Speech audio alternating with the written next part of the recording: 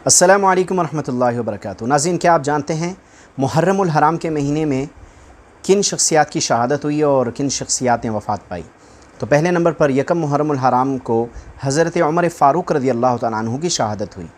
इसी तरह मुहर्रमुल हराम के महीने में हज़रत हुसैन इब्न अली अल-मुर्तज़ा रज़ी अल्लाह तआला अन्हु की शहादत हुई। इसी तरह हज़रत उबैदा बिन जर्राह रज़ी अल्लाह अन्हु की भी शहादत मुहर्रम में हुई।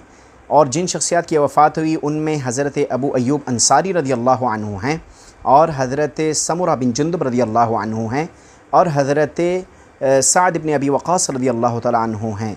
और इसी तरह सैयदा जवेरिया रज़ी अल्लाह तआला अन्हा की वफ़ात भी मुहर्रमुल हराम के महीने में हुई। तो ये वो नाम थे जो मैंने आप लोगों के साथ शेयर किए। हमें पता होना चाहिए एज़ अ मुस्लिम कि हमारे हीरोज़ कौन थे।